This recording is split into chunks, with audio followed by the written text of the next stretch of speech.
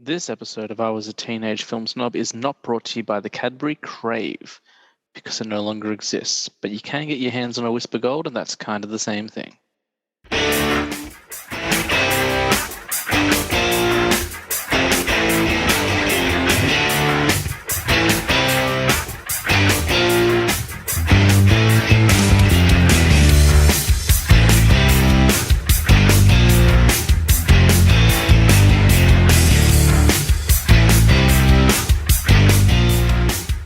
Welcome to I Was a Teenage Film Snob. I'm James Chalmers, your friendly neighborhood film snob. And this week we are continuing our travel back in time to the 80s. Last week we had the wonderful Gabby Van Kuylenberg on speaking about some of her favorites, and she rightfully embarrassed me with a list of 5 movies, for only one of which I'd seen. She tried to revoke my film snob card, but I wrestled it back from her, and I'm hoping to make up for it this week. This week, as I said, we are continuing the journey, and I have no idea what's on the list, but I think I've got a sneak suspicion of 1 or 2 of them because I grew up with this person and we watched a lot of these films together. She was on one of the very early episodes of the show. Please welcome back my sister, Sarah Chalmers. Welcome back to the show. Thank you for having me back. It's good to be back. It's been a while. I've been trying to. We had a couple. I was meant to do an episode the other night with someone, and they were sick, so we couldn't go ahead. And I knew it was going to be a long one. I was like, oh, there's 2 episodes in that easily. And then they cancelled, but I'd already booked you as well. So I was like, all right, I know I've got another episode, so we can roll you out early, which is good. But haven't had you in a while. Haven't had Dad in a while. Still haven't had Mum. She's like, yeah, I'll do it. So it's all good. You're at Mum's house now. She could totally crash, but we won't do that. Oh, gosh. So I asked this of Gabby last week, and I guess this question applies to you as well. You weren't born in the 80s. You were born in the early 90s, 1993. So do the 80s really mean anything to you, or do you have any, do you have an affection for the 80s, or is it because you were born after it, you don't really care? No, I like the 80s. I like the 80s music genre. And the movies are not that bad. To be honest, I haven't really ventured movie-wise into the 80s as much as I probably should, but I think that will come with time. Mm-hmm. I actually watched an 80s movie last night to get myself prepared for it. Is it on the list, or is it a separate one? No, it's not on the list. What was it? What'd you watch? I watched the original Footloose. I've never seen that. Oh, we're off for a bad start, ladies and gentlemen. Another one I haven't seen. I think Gabby mentioned that last week, and I didn't say. I'd already told her no 4 times. So I wasn't going to say no another time. How was it? It was interesting. I've seen. I think my downfall was that I watched the remake before I watched the original. I've had the original in my collection for quite some time. I just never got around to watching it. Mm-hmm. But yeah, like the soundtrack was really cool, and like the acting was good. Mm-hmm. A lot of daggy dancing. Like, I enjoyed it. It's one of those films you can watch and not really have to concentrate, because I already knew the story from the remake. Sure. There was a few, but the cast was great. I quite liked it. Good for a girl catch up. I think one thing with 80s films and earlier, I think 90s, I mean, it's going to depend. I think if you speak to a teenager today, the 90s is ancient history to them. But I think for people of our age, or you kind of in our generation, once you get to the 80s or older, you can see a definite change in quality. The films, even though they're great, and I'm not saying 80s movies suck, not at all. I wouldn't have done a whole thing. I wouldn't have done a whole phase on 80s if I didn't like 80s movies. But I think, the technology was different. Editing was different. Sometimes you watch some of those films, especially from the 70s, which is why we didn't start with the 70s. They're a lot slower pace. They take a little while to build up, that sort of thing. There's a very different acting style. There wasn't really method acting back in the 70s and 80s. I'm not saying they didn't do it at all, but it was a lot less common. Obviously, special effects, it was all practical. They didn't really have computer-generated effects at that time, which I like, by the way. I like practical effects. And I was saying this to Gabby last week, and you mentioned the music, because obviously I think one thing that people really think about with the 80s is the music itself. It's so iconic. It has a very distinct sound. But the 80s is when the movie soundtrack really began. Like in the 70s, they didn't really do songs on movies, maybe here or there on 1 or 2, but really the 80s where it happened. So music plays a huge role in that. But yeah, I wondered because we've never really talked about, and I know like I don't want to name any movies because I might actually give one away on your list, but I know in our house growing up we watched a lot of 80s comedies. Like that was our thing. I'll throw out some names without giving away movies, but John Belushi, Leslie Nielsen, Dan Aykroyd, Steve Martin, like kind of those guys kind of came up quite a bit. I'm just talking all over you. Just go say things. No, 100%. I feel like in my last podcast episode, I specifically said not that I don't like comedies, but it's not something that I would go to watch. But when I was working on my list, I had noticed that there's quite a few comedies on it. Nice one. With the 80s, I think maybe comedies is the way I would lean more towards, which is interesting. Well, the 80s for me, I think is, and when we talk about comedy, was the definitive era of the parody movie, the spoof, the satire. I've already mentioned Leslie Nielsen's name, and he was kind of the king of that. Like he did a lot of that sort of thing, to the point where now I find that modern ones really don't work, like or hold up. You know, the 80s ones, I can go back and watch. I won't say those names in case they're on your list, but I can go back and watch those movies and really enjoy them. But I can't go back and watch Scary Movie and enjoy it. And that's not to say Scary Movie is a bad film. It just, for me, doesn't hold up quite as much. There's still some jokes in there that really work. And then any parody movie made after Scary Movie, forget it. I'm just like anything like made in the 2000s, like the late 2000s on, I'm just like, with the exception, I would say, of Pop Star, which is by the Lonely Island Boys, where they basically made a parody of it was like a music documentary. It was kind of like a Spinal Tap kind of documentary about a rapper, and it's really good. Has that got the Brooklyn Nine-Nine? Yeah, so Andy Samberg from Lonely Island. Yeah, that to me is one of the few kind of satire spoof movies that really works still. Well, before we get into your list, because I know you've got that, and I'm sure you've got some honorable mentions as well, and you also showed me you had a list of notes. Previous guest Maddie would be a huge fan of this because she brought a dream journal. It looked like there's so many ideas on it. The last time you were on, you recommended a movie to me because in the rapid fire you said, "Hey," one of the questions was, "What's the last thing you watched?" And you said Fresh, and I was like, "What's that? I've never heard of it." And you're like, "It's on Disney Plus. It's got Sebastian Stan in it. I think you'll like it." And you didn't tell me what it was about. So when I was sick recently, I took a few weeks off work and also off the podcast. I had a lot of free time, so I watched Fresh. I'm going to spoil it. So if you listen to the show and you haven't watched Fresh yet and you care about spoilers, pause it, go watch it, come back. It's only about an hour and a half. If you don't care about spoilers, we're going to spoil a little bit. Fresh, I'm so glad you didn't spoil it for me. I'm so glad you didn't tell me what it was about. So for those who don't know, Fresh it's a horror film, and you didn't even really tell me that, I don't think, which would have sold me on it. Like you were like, oh, it's a horror film. But Sebastian Stan plays this really like charming, suave guy who's a doctor, and he meets up with this girl who's not looking for love anymore. She's done. She's only met jerks, and they kind of meet in the supermarket. And they do a charming interaction, and they end up going to a bar, and like they start fooling around, starting to date, and then about 30 minutes into the movie, the titles start. Like it's got a really long intro. And basically what happens is they're going to go away on a weekend vacation, and she wakes up and he's roofied her. And when that happened, I was like, oh, I wish it wasn't one of these movies. And it's not one of those movies. He has abducted her, but what it turns out, and spoilers, he is a guy who abducts women and then cuts off their body parts and sells their meat to really, really rich, horrible people.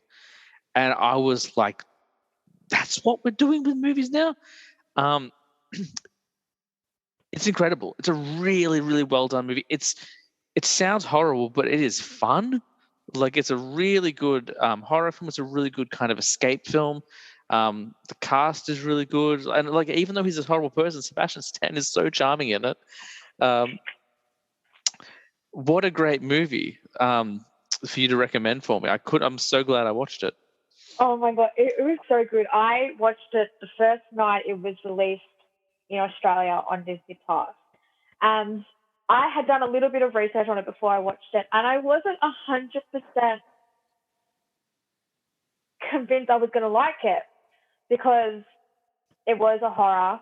But I think and as a girl myself, it's a very good message in the film. Like, obviously, people aren't as what they seem. And so you kind of put your trust in people, and these things happen. So I think there's a message that you should probably do a little bit more research before you decide to go a weekend away with somebody. Because, scary stuff. And it does happen in real life. You hear about it. But I thought it was really good. As you know, I don't really like horror. But I think it's not. It's not. I would definitely schedule it. I would say it's light horror. If I was going to put it on a shelf in Video Easy, which doesn't exist anymore, I would definitely put it in the horror section. And as I get older and as I start to enjoy film more and more and really get into watching different kinds of films, I'm being a lot more broad. Like 5 years ago, when I was a real film snob, or even over the last 10, 15 years, I'd get very specific. I'm like, no, it's not horror because it's not scary. And now I'm kind of being a lot more permissive. I'm like, you know what? It is horror. It definitely is a horror film. It's just a different kind of horror, but it still falls in that blanket. So I agree, it is a horror film. It just happens to be really fun. It's freaky as a horror film, but it's very fun. The Final Girls is a horror film, but it's a lot of fun. And I think Fresh kind of fits in there a little bit. No, not Fresh isn't quite as fun as those movies, and it's still upsetting. It's a really good revenge story. I love a horror revenge story where the victim kind of gets back what they're looking for, which is great. So yeah, it was a solid recommendation, and I loved it. Yeah. I also, and this is a movie podcast, not a TV show podcast, but also based on your recommendation, I started watching Pam and Tommy, and it's amazing. Yeah. I'm only 2 episodes in, so I've seen The Talking Wiener. But everyone talks about that soon. Tina and I have been watching that. Well, I know because we were watching it because Tina's a staunch feminist, which is, as am I. I'm not as staunch as her because I'm not a woman, but I am absolutely a feminist. We've talked about this on the show before. And we're watching it, and she was like, "Oh, of course it's showing her boobs, but we won't see his wiener, I'm sure of it." And I was like, "Well, if I knew about The Talking Wiener." It's like, maybe. And then 2 seconds later, she's like, "Oh my God, should I take it back? This show's got equality in it." Well, yeah, not to delve too much into it, but I didn't know much about the whole Pam and Tommy sex tape. It kind of happened when I was literally born. But obviously there's rumbling about it. But it was really interesting. I think, again, it was incredibly cast. The transformations of both Lily James and Sebastian Stan were amazing. See, Tina said that as well, and I said, I think Sebastian Stan's transformation is good, but I could tell straight away that was Sebastian Stan. That does not look like Lily James at all. Literally her eyes. The only way you can tell it's her is and I only know this because I've watched a lot of Lily James films, in particular Baby Driver. She has very distinct teeth, and you can kind of see that, but otherwise it looks nothing like her. So and not to say that his transformation isn't great, but she's obviously sitting in a ton of prosthetics, and it's really interesting because. Well, yeah, I was going to say that because obviously there's a lot of nudity in the show, obviously, because it's about a sex tape. But that is not Lily James naked. She is wearing a fake suit over her, which means no one ever has to be naked in TV or movies again if they don't want to. This show has cured that. No one has to do it. Exactly, right? But yeah, no, very good. I know it's up for some awards, and I think it might do well. But again, yeah, just another good thing that I picked up on Disney Plus. Again, it's very funny that it's on Disney Plus, but it is technically on the Star. Yeah. The Star section is great. I love Disney Plus is consistently putting out great shows. I'm all the way in on Miss Marvel. I'm obsessed with it. So. I haven't started that yet. Oh, it's adorable. It's absolutely a kid's show about a teenage girl who's obsessed with superheroes. So I see a lot of myself in it. But as a young girl. I'm not a teenage girl, but I am obsessed with superheroes and all the things she does. I'm like, I do those things. at all the arguments she has. I'm like, I have those arguments. Alrighty, we have gone on long enough about TV. It's like, goddamn movie show. Keep your TV shows out of this. We talked about Fresh, and I'm glad we did. Ever since I watched it, we'll talk about it in the next episode. You brought in a list of 5 movies. You've brought in your notes. I imagine you've got some honorable mentions as well. The fact that I've grown up in a house with you means I've probably seen at least a couple of these, so we get some really good conversation. Let's crank the DeLorean up to 88 miles per hour. And what is your first movie or your number 5? Or are they in an order, or is it just whatever They order? are. They're in an They're order. in an Okay. order. We will start off with number 5. Mm-hmm. And that is Beetlejuice. Beetlejuice. Tim Burton's Beetlejuice, Michael Keaton, pre-Batman, Winona Ryder, Alec Baldwin. Yeah, good cast. Great cast. I hate to start the show off this way again. Oh, no. I don't know that I've seen it from start to finish. I've definitely seen bits of it, but I don't think I've ever seen it from start to finish. I think the reason why is when I was a kid, the DVD was rated M for medium-level coarse language, which meant there's probably some pretty bad swearing in it. And I was like, well, Dad's not going to let us watch that, so I guess I'm not bringing it home. And then I've just never gone back to it. Yeah. I like it very much. Take me through it, because I know that, I know a few things about it. I know that, you can't say, if you say his name 3 times in a row, he appears. And I know that, he's haunting this house. And I think there's, a possession scene at the dinner table where they all sing Deo or something like that. I know bits and pieces. But what's the story of Beetlejuice? Tell me about it. Beetlejuice is about this lovely couple that moves into a town, living in a new house, and then they pretty much get in a car accident and die. That's pretty much how it starts. And then they realize they're dead, and they have to then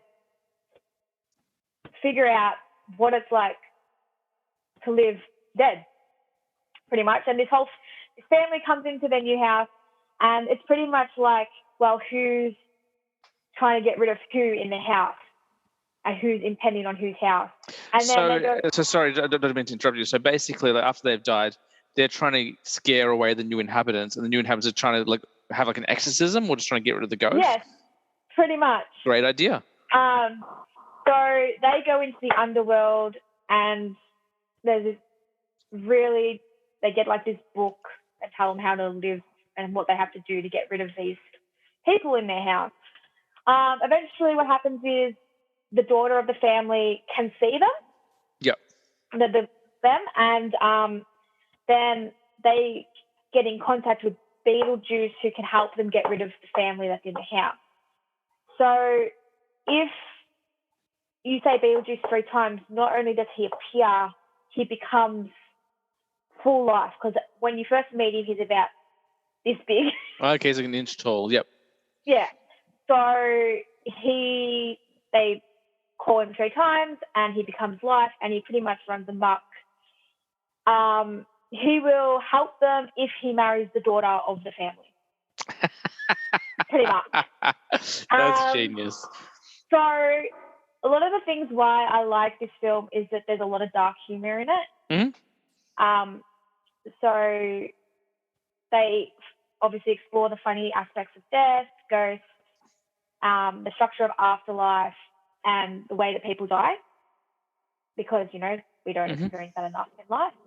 I love Winona Ryder in it. Winona Ryder is and will always be amazing to me. I've never seen a bad performance. I think she's fantastic. Obviously in Edward Scissorhands, she's great. Girl Interrupted, Stranger Things, even in the later years, she's always great, always entertaining. Yeah. Well, yeah, I think, obviously she had some trouble with the law in the 2000s. I think people were off Winona Ryder for a while, but I think she's always great. Yeah, I think she was obviously a young teenager herself when this film came out, and I think she kind of just showed teen angst, but with that gothic twist, which I think in a lot of 80s films are all happy-go-lucky, but I like that. Obviously, Michael Keaton, as Beetlejuice, is awesome. Mm-hmm. He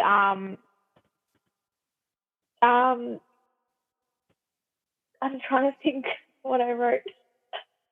Okay, you can look at it. Well, Michael Keaton, this was before Batman. And I remember when, well, I wasn't old enough to realize the time, but I know that there was a big uproar when he got cast as Batman because he was known for only doing comedies, Beetlejuice included. And so people were like, hey, Beetlejuice is going to be Batman? I don't think so.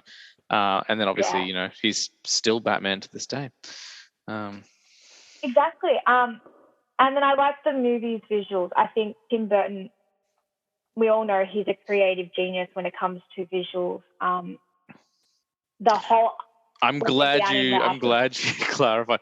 Now we never say anything negative on the show. This is just a bad film, but for someone who loves like edgy, or especially when I was a teenager, loving edgy kind of underground kind of films, I've never been the world's biggest fan of Tim Burton. I don't think he's a bad filmmaker, not at all. I think he's a wonderful filmmaker. I just feel like he should stick to making his own things and not adapting things. I feel whenever he takes something else that he didn't create, I'm never quite into it. Like, famously on the Batman episode a few episodes ago with Nick, none of the Tim Burton Batman movies were on my list, and he was kind of shocked. I said, look, I just don't think Tim Burton understands Batman. He likes the villains, but he doesn't really care about Batman. And I can't have a Batman film on my list where Batman isn't the main character. Same with Alice in Wonderland. I know that a lot of people did like that film. I think you liked it as well. To me, it just didn't quite hit the mark for me. Visually stunning, but I was just like, I just didn't. There was some stuff missing there. I still haven't seen Dumbo because it looks very, very sad. Although I did like Miss Peregrine's, which I know a lot of people didn't like, but I didn't read the book, so I did enjoy that. So I'm about to break my own rules there and say that even though I don't like his adaptations that much, I did like that one. Yeah. All his original stuff is brilliant. Visually, it's very good, especially when he's in the netherworld and it's like all really cartoony.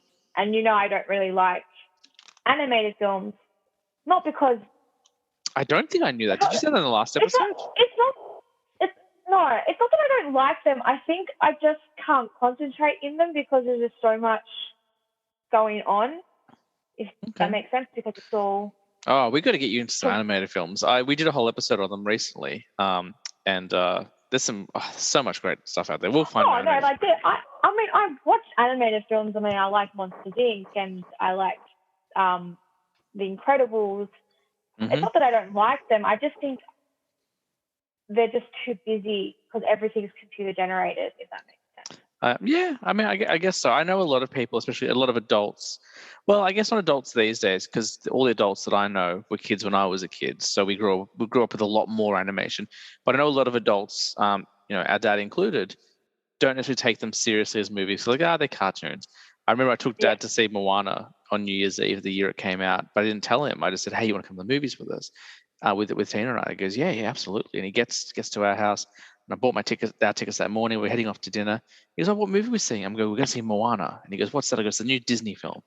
And he looked at me. He goes, "Oh, okay." And I was like, "Don't worry, it's going to be great." Look, he was like, "Look, I'm not paying for dinner or movies, so I'm not going to not have a whinge." But it wasn't the kind of movie he thought we were going to go see. And we got to the end, and he had like tears in his eyes. He's like, "I could not believe. I would never expect that film was going to be that good." Sometimes you just need to I still haven't seen that. Oh, it's great. I showed Zoe Toy Story for the first time the other week. Did you cry? No, the first one isn't that sad. The second and third one really are, and the fourth one has some sad moments. But the first one is a lot of fun. He's very happy. So I showed that to her, and she sat pretty much through the whole thing. So. Do you know what I'm actually looking forward to see? And it's only just come out is Lightyear. I kind of want to see that. Yeah, it looks great. I'll see anything with Chris Evans in it, pretty much. Alrighty. So, sorry, I interrupted your Beetlejuice thought, but you said you didn't like animation, so I had to. It's not that I don't like. It's not my preferred choice of film. You said you hated it. No, it's fine. Did you see Spider-Man Into the Spider-Verse? No. Oh my goodness. It was my favorite film of the year that year. And it's my number one favorite animated film of all time. It's absolutely worth your time. It's really, really good. You won't probably get the same emotional stuff that I got out of it because it was released about a month or two after Stan Lee died. And of course, there's a Stan Lee cameo in it, and it destroyed me. The minute I heard his voice, I was just in tears. Yeah. And that movie makes me cry a lot. There's a lot of cry moments, but that's a great one. The Lego movie's really good. There's some great stuff out there. I'll make your list. I'll have to give it another chance. Okay, so Beetlejuice, number 5 on your list. Great choice. I've seen bits and pieces. As always, when we talk about a film I haven't seen, I do want to go and see it now. So, and I was just telling you before we started recording, the last time we spoke, we were talking about Troy, which I have seen, but not since it came out. I have since ordered that because Tina hasn't seen it either. So it should arrive next week, and then we'll probably watch 3 hours of Troy.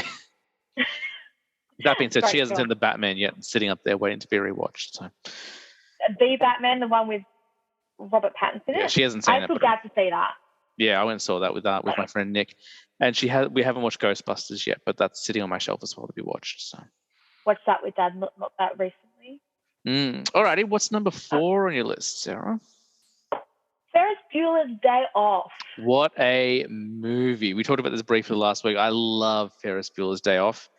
Tell me all about Ferris. All right, so basically it's about this kid who kind of cons his parents into having a sick day. Mm-hmm. And it sounds childish, but you lick your palms.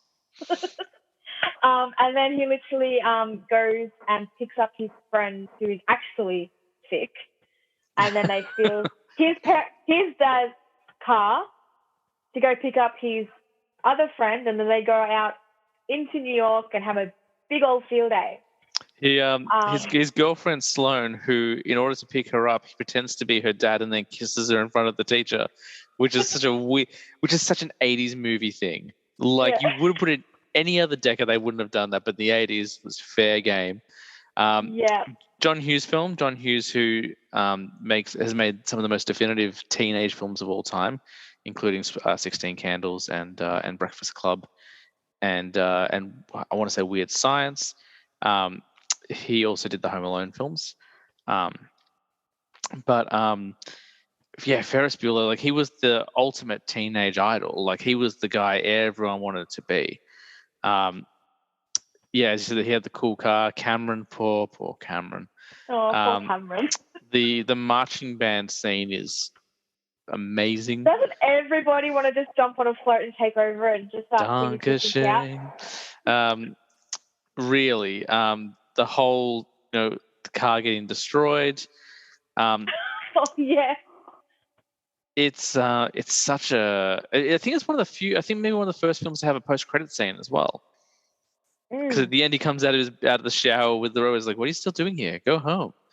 And then they copied that in Deadpool. Like 30 years later, they did the same thing for their one. It's like, "What are you guys doing? Go home." Oh, you want to hear about the next film? I love Ferris Bueller. Now, interesting. I think I showed this to Tina a few years ago because I told this story recently where Tina's always like, "I love 80s films," and then she watches 80s films, doesn't like them. But she's always in the mood to watch an 80s film. So we put on Ferris Bueller, which she'd never seen. I was like, "Oh, you will love Ferris Bueller. It's great." And we're sitting there having two very different experiences. Me, who's watched Ferris Bueller dozens of times, and Tina, who's never seen it before. And Ferris Bueller, if you watch it before you're 20 or even before you're an adult, is the best film of all time. Because you're like, I can relate to Ferris. He's my guy. You watch it as an adult and you have teenagers who report to you in your job, Ferris Bueller sucks. Like Tina's like, he reminds me of every bad student I have. He's a jerk. And I was like, well, it's hard to argue with. Yeah. But there's just so many quotes like from it. Like, I just remember Dad be like, Bueller. Yeah. Bueller. Anyone? Anyone? No, Bueller. That's great. The whole save Ferris, where they think Ferris is dying, but and then the whole the principal going to their house and trying to get in to catch him out, which is amazing. Yeah, and it also has that very famous music where it's like oh yeah. Oh, it's just a good film. It's one of those ones that's just easygoing. Again, something you can watch with the family because there's nothing really bad in it. There is some really explicit swearing in it. It's when and you just mentioned the principal. I remember when when I was watching, and he's trying to get over the dog, and they say an F word in a PG movie. And I remember when I was a kid watching, I was terrified because we weren't allowed to watch anything with F's in it. Anything under an F, like, not too many, but anything with F's, no, we weren't allowed to watch. And I remember sitting there, and like Dad was on the couch and he'd fallen asleep. And I was like, I guess I'll keep watching because he didn't hear, because I was so afraid of being caught. But he chose the movie. So I was just like, he must have forgotten, or just, he just wasn't paying attention. I love Ferris Bueller, even though I can absolutely see Tina's point of view on how it's, he's kind of a jerk. I do really like that movie. It's really fun. Mia Sara as Sloane is like the perfect 80s girlfriend. Like she's very clever and funny and smart. Cameron's a great best friend who unfortunately is a real I'm trying to think what the word is.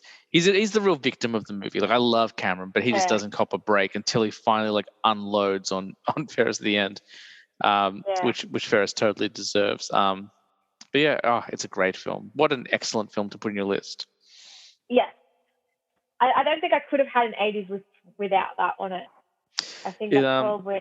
I mean, it's not on my number one, but it's definitely one of my. And they're all, I think they're all still pretty active. Like Matthew Broderick's still doing work. The guy who plays Cameron was in that movie Freaky I just mentioned before. He played one of the teachers. And I'm sure Mia Sara's been doing stuff as well. But the principal I just saw recently, because I've been watching Deadwood for the first time, and he's in Deadwood, the TV show. We don't talk about TV shows, so stop talking about them. I'm not bringing them up. You've brought up every single TV show that we've talked about today. Don't accuse the host. Okay, what is? Did you have anything else to say about Ferris before? No, I think that's enough. Nice one. Number three. I don't know if I'm going to get a bit of backlash for number 3 after what you've just said, not a few minutes ago. My number 3 is Batman. Nice. No, Batman. No. Okay. I should I was just saying, in the pantheon of Batman films, it doesn't make my list of favorite Batman films. Yeah. It's still a really enjoyable film, and it's a really enjoyable movie. It's just, for me, it's not a great Batman film. I feel the same way, controversially, and I said this on the podcast on that Batman, about The Dark Knight. I love The Dark Knight. I just don't think it's a very good Batman film. The main character of that movie is the Joker. The only film to really make Batman the main character is the most recent one, The Batman, where he almost never takes off the costume. Do love all those movies. So tell me all about Batman. Well, I mean, it's pretty much the origin story of Tim Burton's version of Batman. It's got Michael Keaton in it, Jack Nicholson, and Michael Gough. And it pretty much is Batman versus the Joker, but very differently portrayed than obviously Christopher Nolan's Batman and Joker. I like this film because as you know, I love my Batman films. I like this one because it kind of doesn't portray Bruce Wayne as the playboy billionaire, if that makes sense. He's got a little bit more, not that Christian Bale's Batman's any different, but, and even it's just, he doesn't play it off as a billionaire who doesn't care. There's much more depth to his Bruce Wayne. Yeah, I mean, look, I think, the thing about Bruce Wayne is because obviously that's the mask. Batman is the real person. Once his parents were murdered, he was no longer Bruce Wayne. He was Batman. And the Bruce Wayne persona is the pretend one. And they've done that in different ways over the years. There's that really wonderful scene in Batman Begins where he falls into the pond with the models and stuff. He's not really like that. He's pretending so people don't realize it's Batman. Whereas Bruce Wayne in this version of Batman is very distracted. It's almost like he's always looking for other things and getting distracted by things. I love Michael Keaton's portrayal as Bruce Wayne and as Batman. Michael Gough, who you mentioned as Alfred, is wonderful. Like, he defined that role for so long and still probably is the most memorable Alfred for me, even though I think Michael Caine is probably... they're all so good because Michael Caine is great, but so is Jeremy Irons. And, we didn't get to see much of Andy Serkis's, but I look forward to seeing more of his. But Michael Gough was my first Alfred. You mentioned Jack Nicholson. He's just so cute, and he's like one of those. He's your grandfather, He just feels like your grandfather.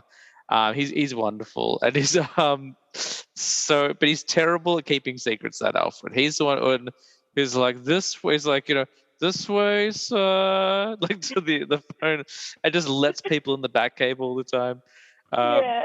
But he's great. Jack Nicholson clearly as the Joker is wonderful, even though he does he's got some weird prosthetics. I would have just let him have his regular smile. Jack Nicholson's pretty scary as it is. Exactly. She wasn't mentioned, but Kim Basinger as Vicky Vale is really good. Yeah. And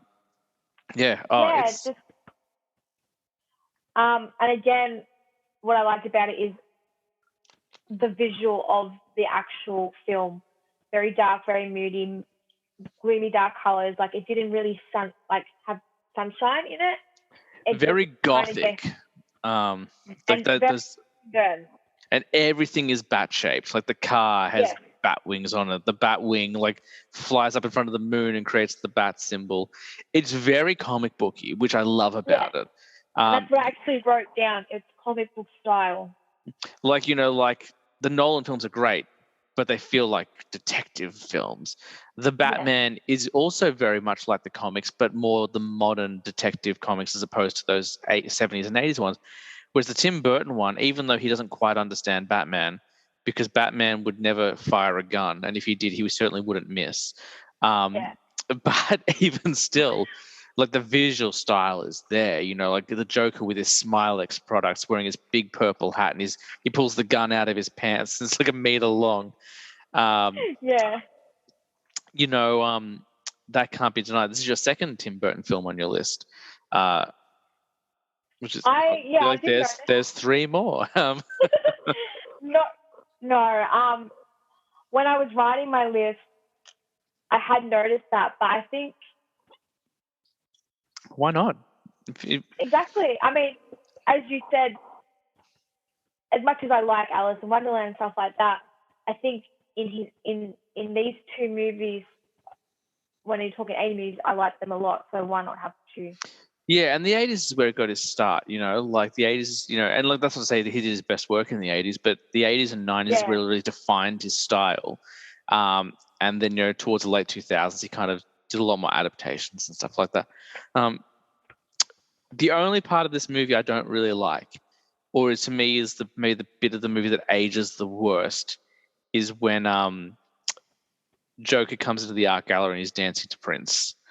That's kind of like cringeworthy. It feels very dated. It feels like very much a product of its time. You wouldn't when he's doing the marching band with the paintbrush and he's like, I'm creating art. That to me is that's the hardest part for me that holds up. But Jack Nicholson's Joker is terrifying. I remember the first time I saw that movie, I had to turn it off or I had to go to bed because I saw the hand buzzer scene where he goes, I'm glad you're dead, and starts shooting him and stuff. The skeleton was so scary. I had to stop watching it. Yeah. And I was a child, but even now I still as I think about it, I'm like, oh, I was so scared of that as a child, and now I'm feeling. Yeah. Kind of like how Heath Ledger's Joker will always kind of give me shivers as well because he just does it so well. Making a pencil disappear. That he took it the step up. It's a solid film. Yeah, the only part is that art gallery scene. That's tough. And the Joker being in love with Vicky Vale, because and that's not a problem. I'm not saying that's the movie sucks because of this. Not at all. I do like the movie quite a bit. I just think it's a weird choice because I've always thought of the Joker as kind of asexual. Not even emotionless. I think he can in the comics he has happy laughs and angry laughs and sad laughs. I think he's got emotions. I think his emotions are out of control. But what I just never think of him as being someone who is romantic. Like the relationship he has with Harley Quinn is not romantic. Like it's abusive. He's horrible to her. Yeah. And like whenever, like she's often funnier than he is, and so whenever she gets a laugh, he gets angry. That kind of dynamic's interesting. But I don't think of him pining over a woman or wanting to romance someone. So that's the only thing that kind of feels a little bit out of place in that movie. That and the Prince dance sequence. But it was the 80s, and that's what we're here to talk about.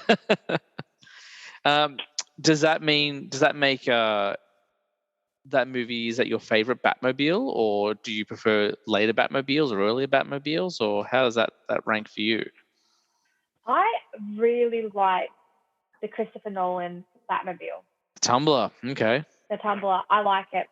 Don't get me wrong, I love the original. I think I actually have a Lego version of the Michael Keaton Batmobile, if I'm correct, that I've made. I think I got a couple of them, yeah. Which I like the one in this film, but if you're talking about my favorite, I think I just like it, the Tumbler, because it's just big and it's gonna smash into people. This is definitely the slowest Batmobile. Like whenever they shoot a car chase, because of the limitations and it's on a set, it's going very, very slow. It's not the Robert Pattinson one, which is a supercar.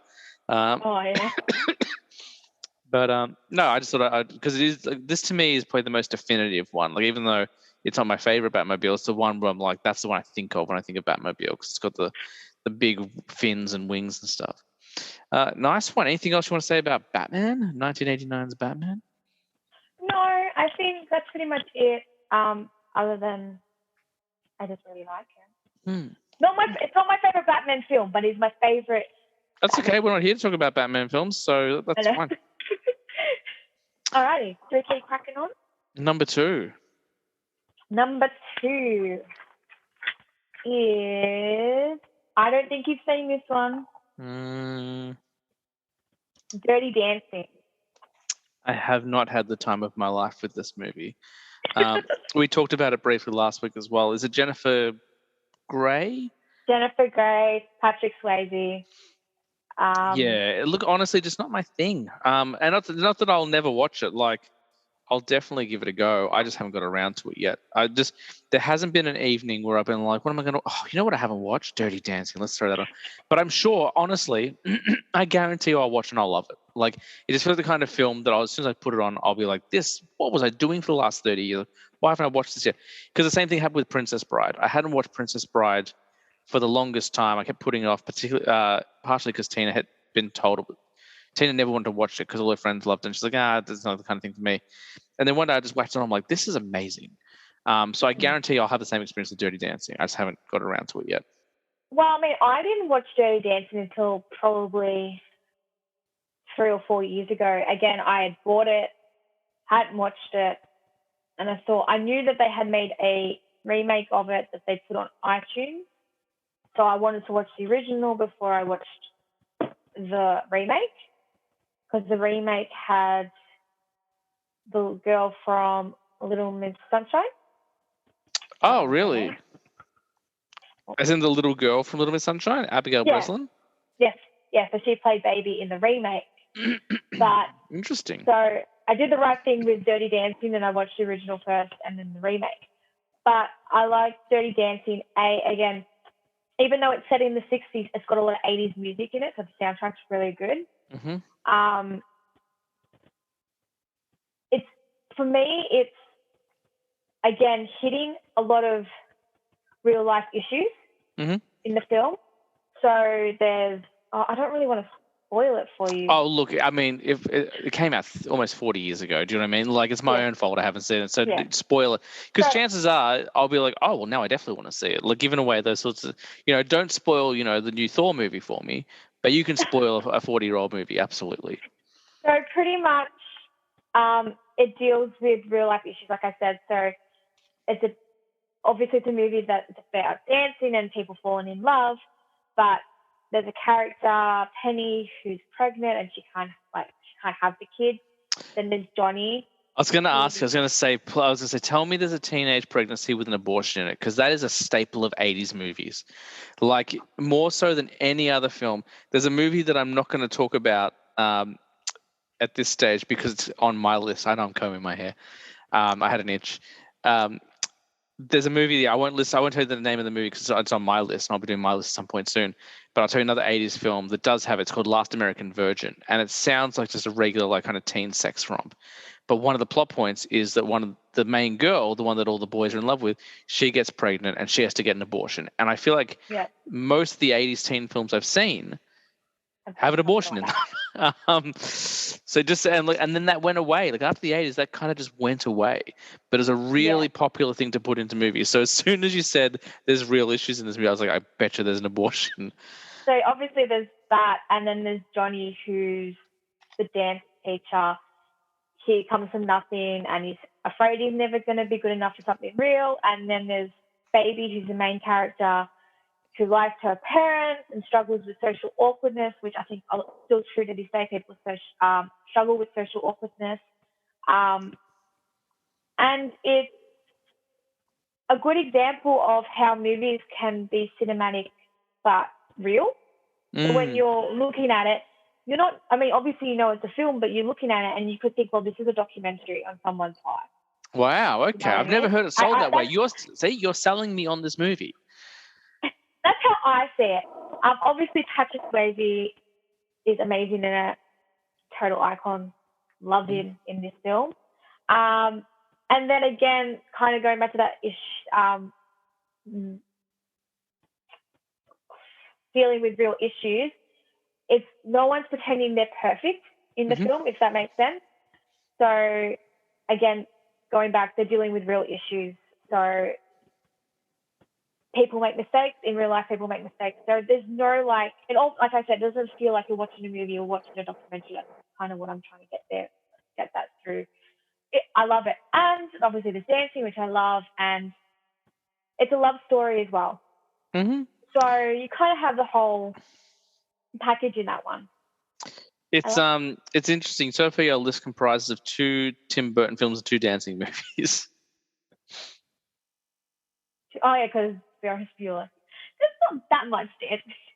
Wait, did I miss something? Didn't you have another dancing film? Didn't you have?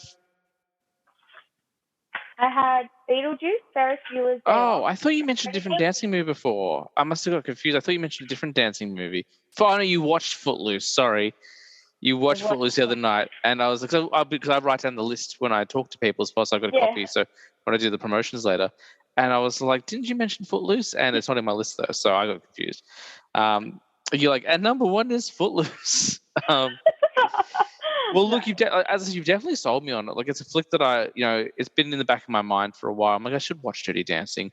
And I don't believe in like the whole like chick flick thing. Like, I don't really think that just because a film's a certain genre, it belongs to just one group of people. So I think you can watch anything. If that was the case, then we wouldn't watch any international cinema at all.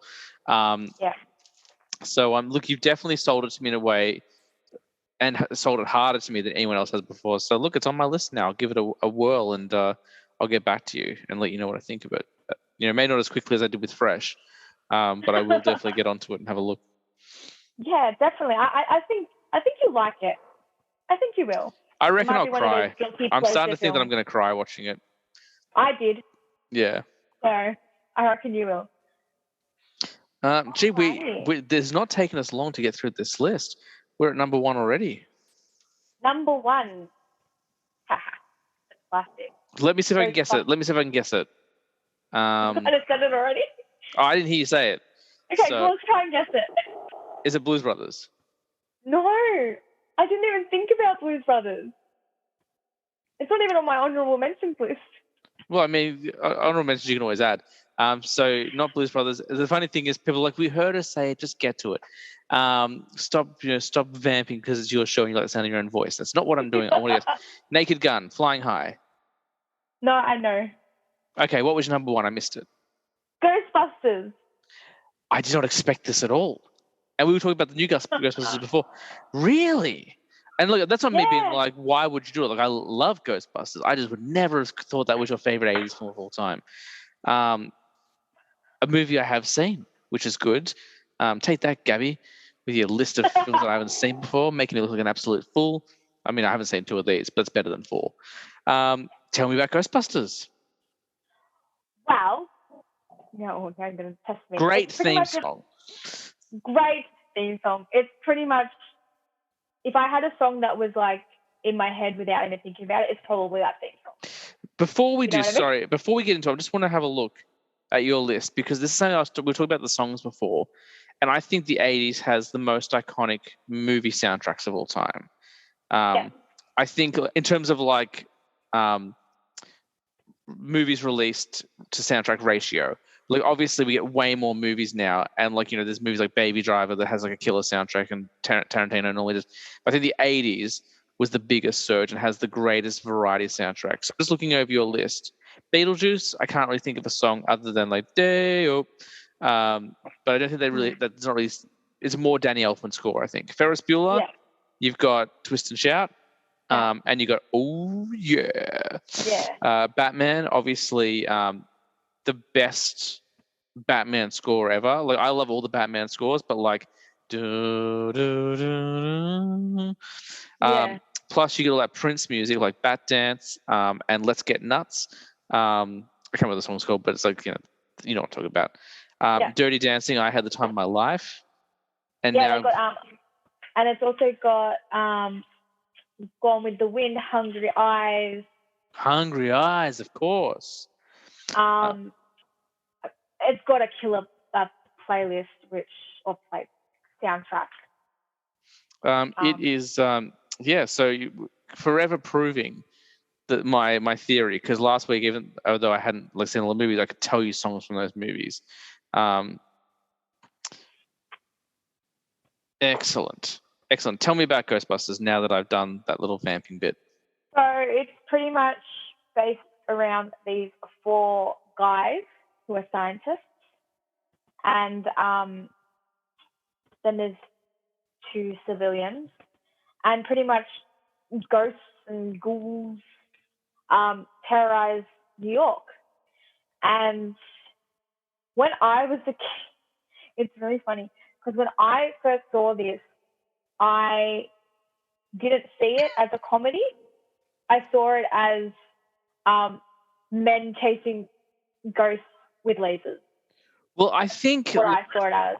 The beauty of Ghostbusters is that it isn't just a comedy. And like we were talking about this before about like the blanket of horror. Ghostbusters is a horror film. And like a lot of people will be like, shut up. It's got Bill Murray in it. It is still a horror film, just like American Werewolf in London. Like, when it's meant to be scary, it is scary. When it's meant to be funny, it is funny. It is one of the earliest horror comedies. And so, like, I don't just see it as a comedy film. I do, like, even though, again, we talk about, obviously in the 80s, some of those effects will have been dated, it still works. Like, there's some plasticine in there and there's some stop motion and stuff like that, but it still works. And that's what I was saying. Like, I didn't realize it was an actual horror comedy until I was much older and I rewatched it.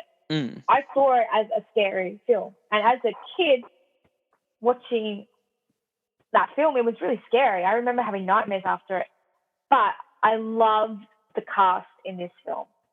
It's got it's a pretty much all-star cast, which is amazing. Obviously with Bill Murray and Dan Aykroyd, and I'm trying to think Ernie Hudson, Harold Ramis, Rick Moranis, Sigourney Weaver. I'm sure I'm missing someone. I said Harold Ramis. So Harold Ramis is genius. Harold Ramis is one of my favorite, and most underrated, comedians from the 80s. It's really, really solid. Really, really fun. Based on, the fact that Dan Aykroyd believes in all this sort of stuff. So that's where the idea came from. Bill Murray wasn't meant to be a Ghostbusters. It was meant to be John Belushi, but then obviously John Belushi had all of his issues. So I can't remember if he passed away before the movie got made or not, but I think part of the reason he wasn't, it was due to the drug use. We mentioned the music already. The car, the fire shop, the firehouse, I should say, sorry. The Don't Cross the Streams, Stay Puft. There's so many iconic moments in it. Slime. And the hotel scene, everything about it is just, it's just like so iconic. When I think 80s films, that's one of the first things I go to. It's just, I probably didn't appreciate it as much as a kid, but I do appreciate it now. And like I said, it's something that I watched with you guys, so it brings back to childhood. And Dad loves it. We rewatched it before we watched Ghostbusters Afterlife. So, and my favorite story out of all of this, from the first one through to Afterlife, is that Ivan Reitman directed the first one, and then his son directed the sequel, like the Afterlife, which is really lovely. And like Jason Reitman, his son, is a very successful filmmaker. He's won awards, been nominated, and all these wonderful pictures. And he was like, I don't want to touch it. I never want to make Ghostbusters. Why would I do that? Like, if I do that, I'm living in my dad's shadow. I need to do things myself. And then like one day, a few years back, before the pandemic, he's like, I think I might have an idea on how to make Ghostbusters, and then just decided to go for it. And I still haven't seen it. It's sitting here, like literally the spine is poking out, so I don't forget it. Not that I could possibly forget it. I quite enjoyed the newer one. Yeah, it's been sitting there for a while, not as long as No Time to Die sat on my shelf. That's sat on my shelf for a long time. But Did you finally watch it? Oh yeah, and I loved it. Even though Dad spoiled it. Yeah, that that was never far from my mind. But that's okay. It's probably my third favorite of the Daniel Craig Bond films. It's good, but I just think Casino Royale and Skyfall are so close to perfect. Yeah. They were going to always be hard to beat. I go there. No, Ghostbusters is a wonderful choice. And it still holds up. Like, it still works. Number 2 is a bit slower. You know, it's a little bit harder to get. You know, it's not a bad film by any stretch of imagination. It's just a little bit slower. But the first one is really good. And Bill Murray, just guy's off the chain. Oh. I love Bill Murray. I don't care what anyone says. I love him. That is a solid list. There's some really iconic stuff in there. There's stuff that I would expect to see on an 80s list. Like I would expect to see Ferris Bueller show up a couple of times during this phase. But that's not me being like, oh, obvious. I'm just glad it is. And Ghostbusters as well. And Dirty Dancing, actually. Those three I would hope to see on at least one list. So it was really good to see those. Do you have any final thoughts on Ghostbusters before we jump into your honorable mentions? If you haven't seen it, see it. If you haven't seen it, if you haven't seen it, just go and see it. Just watch that one and then watch the new one. You can skip all the others. If you consider yourself a film geek or a film snob, then you have to see it. It's got to be on your list. Definitely. Last one. Okay, so you got a few honorable mentions, do you? A couple. You're like 24. I will say this. When I was speaking to Gabby before she came on the show, she said I think the last time she updated me, she had 30 on her list. And my friend Nick, who I'll be interviewing next week, I think, he was like, I'm up to 20 so far. So no, I don't have that many. So you don't have to worry about that. Well, I don't normally do honorable mentions. I try to keep it like to a neat 5. I'm not criticizing. Definitely do honorable mentions. I've only got 4. Nice one. Well, tell me your honorable mentions. What do we got first? First is Risky Business. Tom Cruise. I don't think I've ever seen. Is this the party one? Yes. So his parents go away, and then he gets some. Oh, this is when he slides in his underwear and his socks. And he sings Old Time Rock and Roll. Old Time Rock and Roll. Yeah. Okay. So, I think I must have seen this a long, long time ago because I do vaguely remember it, but I couldn't tell you anything about it aside from that. And I think there's a scene on a train. Yes, there is a scene on a train. I haven't seen it in a long time either, but I do remember watching it and I quite enjoyed it. Not my favorite Tom Cruise film, but I did like it. What is your favorite Tom Cruise film now that you've opened that door? Oh. I would have to say probably the very first Mission Impossible film. Ooh, good call. I like that one a lot. I would probably say either Collateral, which I haven't seen in a long time. I've got it, but I haven't seen it. Oh, Collateral's fantastic. I'm going to be talking about this with Nick when he comes back on the show, because Nick kind of proposed this idea to me a little while ago. He goes, "What do you think about he goes, I'd like to hear your thoughts about the idea of kind of movie star versus actor. And Tom Cruise kind of jumps between both of those, but mainly he's more of a movie star. And that I don't want to get into that debate now because I know that I had that conversation with Tina and went for an hour because there's a lot to say about it. But I will say this: Collateral is the exception to the rule. I think for Tom Cruise, he's fantastic in it. So Collateral, and then also if it's not that one, it would probably be Edge of Tomorrow, which I love. I think Edge of Tomorrow is fantastic, and I think Tom Cruise is doing a lot of really interesting stuff in there.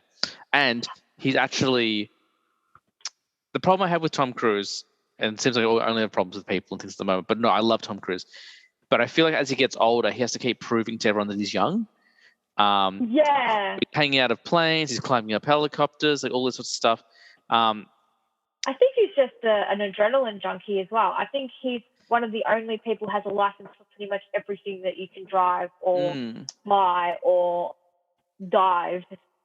Yeah, I remember I saw The Mummy, and I know a lot of people are like, well, why'd you go and do that? Well, because I was trying to watch as many movies as possible that year, and also like I won't judge a movie based on its reviews. I'll go see it and judge for myself, which is what everyone should do. Yeah. And I went and saw The Mummy, and the first 15 minutes I was like, what are people talking about? This is great. And then as the movie went on, I was like, oh, I get it now. It's not a bad movie. I'm not interested. And one of the main reasons I wasn't interested in The Mummy is that Tom Cruise is telling everyone he's trying so hard to prove that he's not old. And I'm like, but you are in your 50s. It's okay. Like, you can be in your 50s and still chase younger women and still do actiony things. Just accept the fact that you're in your 50s. And I was saying to people at the time, I said, and at the end of the movie, he becomes, spoilers for a movie that no one saw. He becomes the Mummy. He becomes immortal.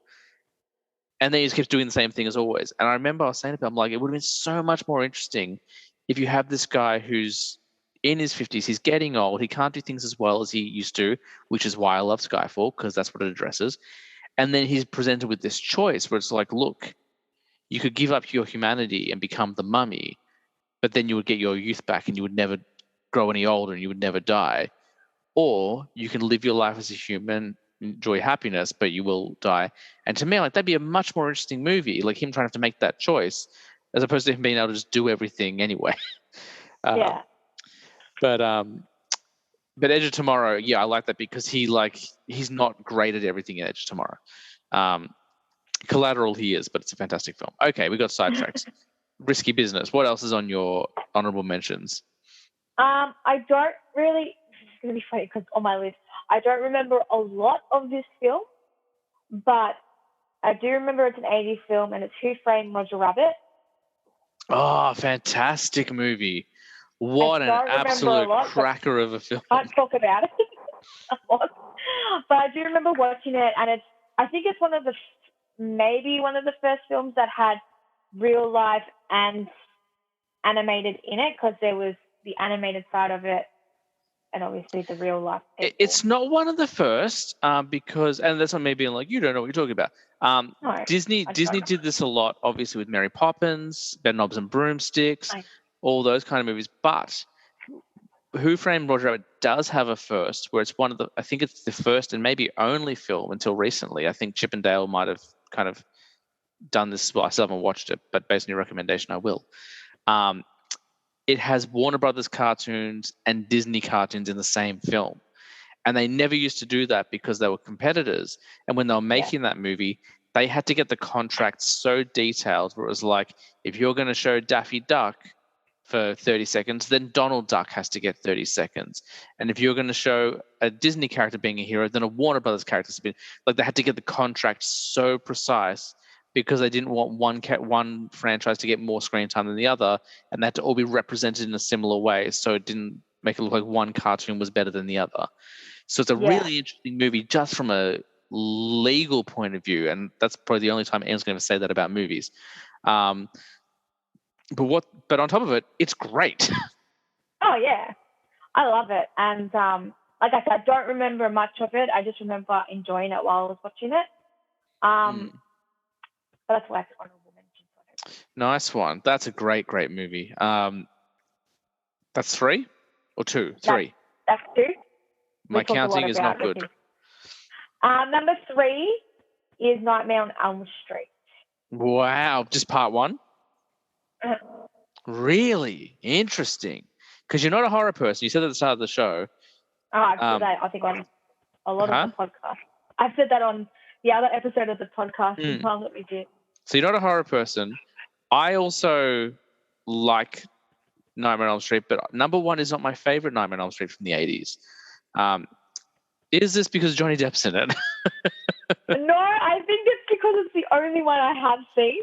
Oh, fair enough. Yeah, that's a fair enough call. Yep.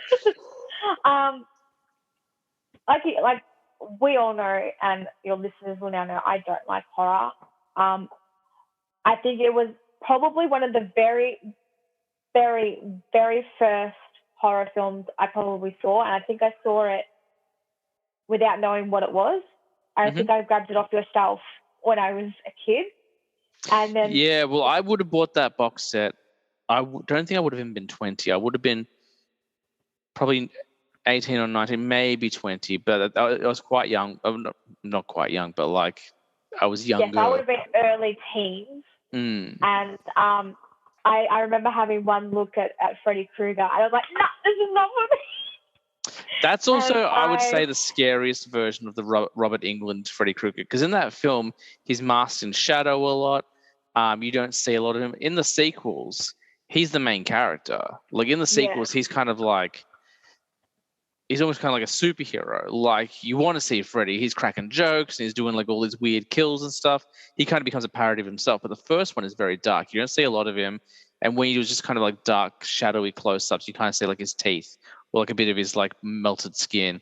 And they use all these weird effects, like him coming through the wall. They use like the like stretchy fabric. He comes through the wall. They use like the weird long arms and stuff. It is a great movie, and it's definitely the darkest of the series, with the exception of maybe the remake, although the remake a lot of people don't like. I don't have... Go on. Sorry. No, go on. No, I was going to say, is that the... Correct me if I'm wrong, but is that the films when they start singing that song, 1, 2, Freddy's coming for you? And they do that in every Nightmare on Elm Street film. But it was like really creepy, slow... Yeah, because what it is, it's like girls skipping in white dresses on like a suburban neighborhood, and they're all singing it. I love that movie, but my favorite of the original ones is number 3, The Dream Warriors, and that's when all the kids who are getting tormented by Freddy learn that they can control their dreams and fight back. I think I have seen... Is that the one where... Yep, the puppet? Yeah. I think I've seen that bit. I think I have seen that one. And there's one where he becomes like a worm, I think. He like eats the guy or like I really, really like that one. I probably should rewatch it. I feel like I probably should. There's some really good ones in there. I think like Nightmare on Elm Street is a franchise that is a real product of its time. And what's really fascinating, if you ever have 8 hours to kill, is there's a documentary called Never Sleep Again. And it's about the history of the Nightmare on Elm Street series. And they talk about how as the sequels go on, there's less and less money and they're trying to make things work. And they're hiring these directors who have never made films before, and they're trying to piece it together. Like the 5th film, I think it's the 5th film, there's literally a sequence that just keeps repeating, because sometimes you have a dream and your dream repeats. They do that, like where it's the same thing over and over again. And the director was like, I didn't have any money. He's like, that's what happened. I couldn't afford to film anything, so I need to hit the runtime. So I repeated the same 3 times. I was like, like how it's like in dreams? Like that's the whole reason they did it. So it's probably one of the weaker horror franchises. It's certainly very enjoyable, but I think, Jason has a much stronger track record, even though he's got some dodgy films as well. They're all at least quite fun. Texas Chainsaw Massacre is very, very strong. Halloween also quite strong. A couple of weaker ones in the middle, but I think Nightmare on Elm Street is one of probably that suffers the most for weaker sequels. Not to say there can't be things to be found in each of them that are fun, just... They made Freddy a really dark character. Like Jason is a victim. Michael is just kind of like a killing machine. Leatherface, Leatherface should be a lot more horrible than he is, but he's just like a product of a bad family. But like Freddy was like a guy who like killed children and maybe did other things. Then you find out weird things about his mum and how like Freddy came to be born. And I'm not going to say because it's pretty disgusting, to be honest. But it's just like they really went out of their way to push the envelope. I think they pushed it too far with Freddy. That being said, Robert Englund is fantastic every time he shows up as Freddy. Yeah. Okay, so one more honorable mention. What do you got for me? Back to the Future. Yes. You were worried that I wasn't going to have it on there, weren't you? I think Back to the Future is probably the movie that's been talked about the most in this podcast. And I promise that wasn't my agenda. Like, I love Back to the Future, and it was in my top 5 films. So it won't show up in my top 5 80s films because I won't repeat movies. Like, it's a given that it's in there, but because it's in there, I mean, I might throw part 3 in there. I haven't decided yet, but it won't be part 1 again. So first one? Yeah.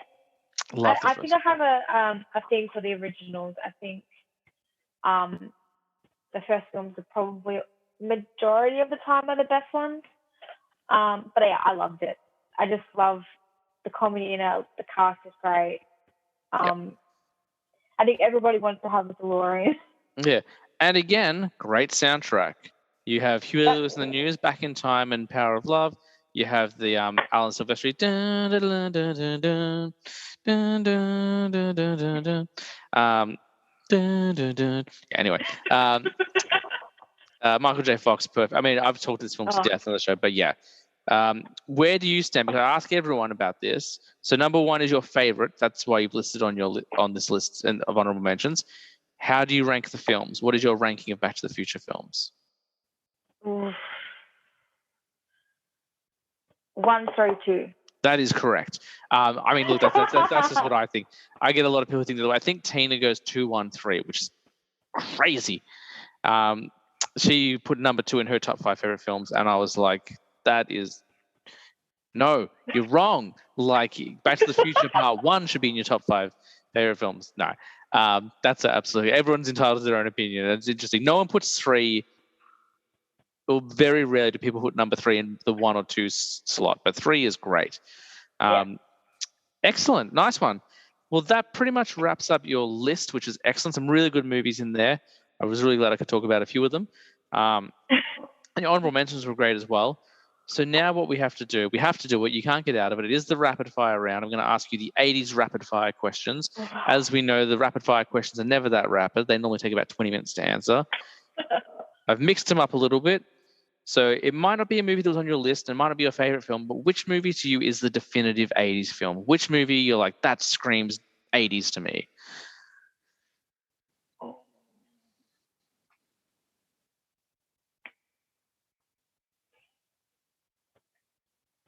lot of silence for an audio meeting. Ghostbusters. Yeah, beautiful. Fantastic. It has to, Ghostbusters. I was going to say Footloose, but...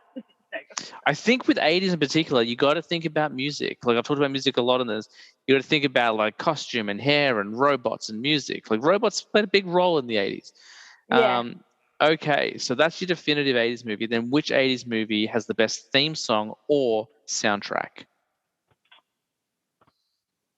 In your opinion. It doesn't have to be for everyone. Can I answer it like 2-part, like best theme song and best soundtrack? Yes, you can do that. All absolutely. Right. Best soundtrack, I think, is Dirty Dancing. Love it. So many iconic songs. And best theme song, again, has to be Ghostbusters because it stays in my head all the time. Interesting. I haven't thought of what my favorite soundtrack from the 80s is yet, but I still think it might be Blues Brothers. I did think Blues Brothers, but then I'm like, no, it's okay. I like Dirty Dancing soundtrack. Okay, so then which actor or actress defines the 80s for you? Which one is like, if I think of the 80s, I think of this person. This is the person who I most associate with the 80s.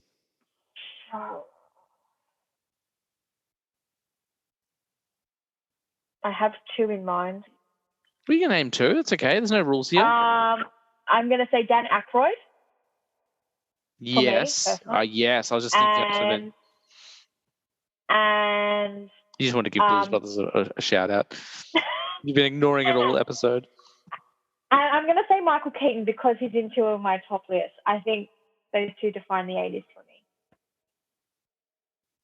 Just looking at your list now. What was he in? Batman and Beetlejuice. Oh, of course. Good one. Excellent. And then which is the best 80s vehicle or mode of transport? I just had three pop into my head. And there's a lot of cool cars and a lot of cool elevators in the 80s. No, I'm going to say the DeLorean. DeLorean wins again. That's 2 in a row. It's a great vehicle. Okay. Oh, I can go back in time. I can go forward. That's it. So look, last time you were on the show, I asked you which film should they never, ever remake. What I want to know this time is, out of all the movies in the 80s that you like, which one of them should they remake? Should they remake? Yeah, what can we update? What can we get another version of?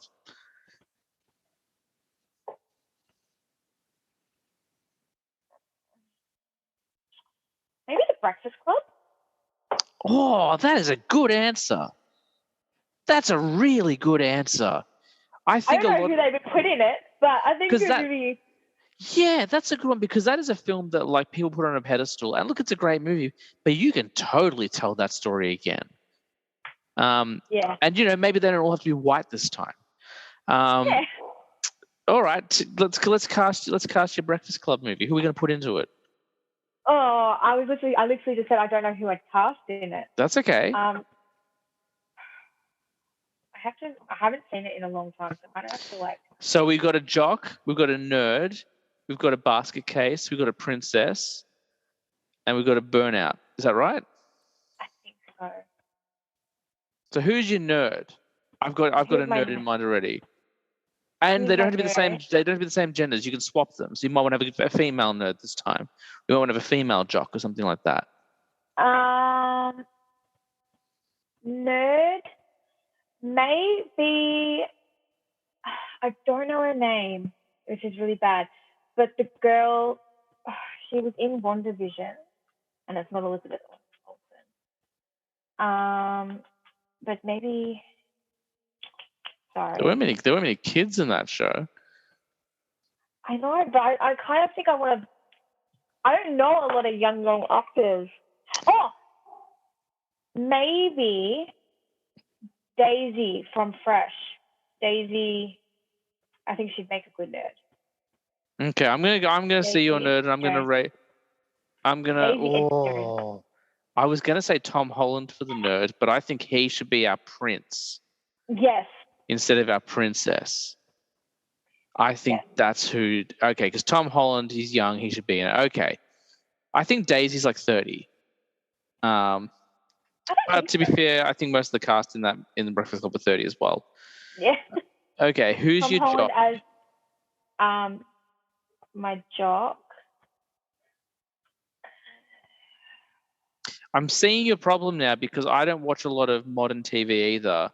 So I'm trying to find young actors and actresses. Like pretty much my entire cast was from Spider-Man, I think. My jock. I kind of want to say Zendaya. What is she playing? She's not playing football. I want you to back this up. She's a jock. What's she playing? I think a dancer. She'd probably be like a cheerleader or something. Because she is a dancer. Well, that's not a jock. I think... She is a jock. Cheerleader varsity. Varsity cheerleading in America is classified as a jock. I don't think Zendaya would do that, but I think she would play a lacrosse player. So I'll give you your jock, but she has, or maybe she'd play volleyball, or maybe she'd play like softball. Okay, that's 2 parts of the Spider-Man cast in this movie. Well, they're the only young ones we know. I don't know a lot of young'uns. Then you've got, who have we got left? We've got a jock, we've got a prince, we need a nerd. I gave you my nerd. Oh, you gave me a nerd. Okay, then we need a burnout, and we need jock, princess, a basket case. Basket case. I'm going to say Timothée Chalamet is your burnout. Burnout, yes. I'll give you that. And I'm not even a big Timothée Chalamet fan. Notoriously, I have expressed my concerns about Timothée Chalamet in the past, but I think he's your burnout. I think he could do a good job there. And also, it's against type. He always plays like a sniveling, whingy guy. Let's give him something a bit more interesting to do. I have a good one for my basket case. Who's your basket case? Florence Pugh. It should be a good basket case. Can I pitch a counter? Because I do like that, but I want to pitch a counter. Zendaya is your basket case, and Florence Pugh is your jock. Is your jock. I would make that compromise. There we go. I did this with Gabby last week. I'm like, all right, who's just because she said Scarface. I'm like, who's your new Scarface? I can't remember who came up with now, but it was very good. Excellent. That is it. You have survived another round of the Film Snob Lair. Well done. Sarah will be back. I haven't released any details about the next phase yet, but look, I mean, if you know what this phase is, it's probably pretty easy to figure out how the show is going to be going. I'm not that creative, although I've been working on some other things as well, so we might mix things up a little bit. And October, I know it's weird to talk about October in June, but October will be here before we know it, and there's definitely going to be some October-themed lists during that time. So that's going to be coming up in the future as well. Thank you once again to Sarah for returning to the show and providing a really wonderful list and answering all those questions so brilliantly. I'll be back next week. In the meantime, follow the show on Instagram. I was a teenage film snob with underscores in every word because Instagram was just being a jerk that day. You can listen to us on Spotify, Apple Podcasts, and Anchor FM. If you do listen, please like the show, give us a 5-star review, write something nice about it. Apparently that helps. And I'd love to get paid to podcast instead of have a full-time job. Just kidding, but that would be kind of cool, actually. That would be cool. That would be cool. That is going to do it. So as we say, Sarah, every week, you know this to be true. I tell everyone, look, I was a teenage film snob, but I'm trying to be better. We'll catch you next week.